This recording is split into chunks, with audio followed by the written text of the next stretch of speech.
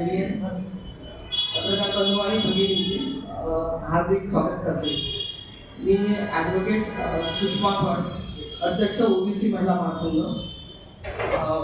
जागतिक महिला दिनाच्या निमित्ताने ही पत्रकार परिषदेचं आयोजन केलेलं आहे.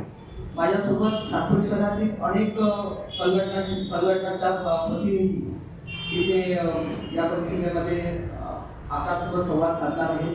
त्यामध्ये प्रामुख्याने डॉक्टर सरोज आंदावे, मृणालिनी दैवडे, ॲडव्होकेट समीक्षा गणेशे, मोनाली अपर्णा, अर्चनाताई पर्रे, रेखाताई बाणाते, अंजलीताई बुधे यांचा प्रामुख्याने समावेश आहे. आणि या पत्रकार परिषदेमध्ये प्रत्येक संघटनेच्या वतीने इथे जे मुद्दे मांडले जाणार आहे, तर जागतिक महिला दिनाचं जे महत्त्व आहे त्या मृणालिनीताई सांगितलं आहे. महिला दिनाच्या जे सादरीकरणाचे जे स्वरूप आहे त्याबाबत अर्चना पर्रे आणि अंजलीताई सांगतील. आपल्या कार्यक्रमाचे उद्देश या संदर्भामध्ये सर्व जागृताई आपल्या मांडणी करतील. तसंच महिलांसमोरील जे आव्हाने आहे ते मी स्वतः इथे मांडणार आहे. आणि कार्यक्रमाचे जे स्वरूप आहे त्यावरही आमची मोनाली अपर्णा या प्रकाश टाकणार आहे.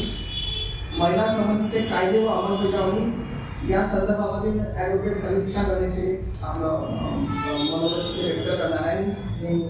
आणि जे आव्हान आहे त्या संदर्भात ॲडव्होकेट रेखाताई बाणाते यावर आपले मांडणी करतील.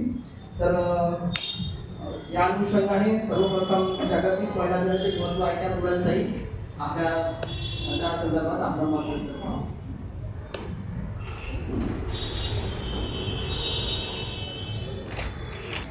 जागतिक दिनानिमित्त आज आपण ही पत्रकार परिषद इथे आयोजित केलेली आहे. महिला दिनाचं महत्त्व सांगताना सर्वप्रथम आपल्याला थोडी त्याची ऐतिहासिक पार्श्वभूमी जाणून घेणे आवश्यक आहे. 8 मार्च 1908 मध्ये मुंबई येथे 15,000 महिलांनी त्या उद्योजकामध्ये डेअरी कामगारांवर काम करत होत्या. त्यांनी तिथे आपल्या हक्कासाठी, आपल्या अधिकारासाठी लढा दिला, आंदोलन उभे केले आणि त्यासाठी त्यांना खूप असा संघर्ष करावा लागला. हा संघर्ष करीत असताना त्यांना 1910 मध्ये कोपेनहेगन येथे झालेल्या आंतरराष्ट्रीय समाजवादी महिला परिषदेत क्लारा झेटकिन यांनी आंतरराष्ट्रीय महिला दिन साजरा करण्याचा प्रथम प्रस्ताव मांडला आणि तेव्हा त्या प्रस्तावाला त्यांना एक महिला दिनाचं एक औचित्य साधून त्यांना तो अधिकार देण्यात आला. आपण हा अधिकार बघता त्यांचा जो संघर्ष आहे, त्यांचा जो लढा आहे, हा संघर्ष त्यांनी खूप मोठ्या प्रमाणात लढलेला आहे. परंतु आपल्याला असा कुठलाही संघर्ष करावा लागला नाही. तर डॉक्टर बाबासाहेब आंबेडकरांनी दिलेल्या संविधानिक अधिकाराने आपल्याला मतदानाचा अधिकार सहज आणि सहजरित्या उपलब्ध झालेला आहे. याचा आपल्याला स्वाभिमान आहे की डॉक्टर बाबासाहेब आंबेडकरांनी दिलेल्या अधिकारामुळे आपण महिला सुद्धा इथे मतदान करू शकलेलो आहे आणि हा अधिकार आपल्याला सहज इथे मिळालेला आहे. एवढंच बोलते, थांबते.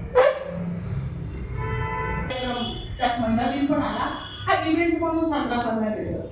मॉलमध्ये प्रत्येक गोष्टीवर तुम्हाला डिस्काउंट मिळते. महिलांसाठी स्पेशली मेकअपच्या सामानावर तुम्हाला डिस्काउंट मिळते, दागिन्यांवर डिस्काउंट मिळते. आणि घरी काय असते की नवरा बाहेर जेवायला घेऊन जातो, काहीतरी गिफ्ट देतो आणि महिला दिवस आपला संपतो. तर मला असं म्हणायचं आहे की महिला दिवस हा इव्हेंटसाठी नाही आहे, तर त्याच्या मागचा जो हेतू आणि उद्देश होता तो भारतात आताही त्याच्यासाठी आपल्याला लढा देणं आवश्यक आहे आणि त्याच्यासाठी काम करणं आवश्यक आहे. आणि तो उद्देश आम्ही डोळ्यासमोर ठेवून हा कार्यक्रम आम्ही जवळजवळ 20 संघटना, त्याविषयी जास्त होऊ शकतात, आम्ही एकत्र येऊन हा कार्यक्रम करणार आहोत. आणि महिलांमध्ये महिला दिवस म्हणजे काय आणि हा का साजरा करायचा आणि कसा साजरा करायचा, त्याचबरोबर त्यांचे मूलभूत हक्क अधिकार जे संविधानाने विदाऊट लढा न करता त्यांना आयते मिळालेले आहेत, एकदम दिलेले त्यांच्या वंजळीत टाकलेले आहेत, त्याचा त्यांनी वापर कसा करावा हा मेन आमचा उद्देश या कार्यक्रमातून राहणार आहे.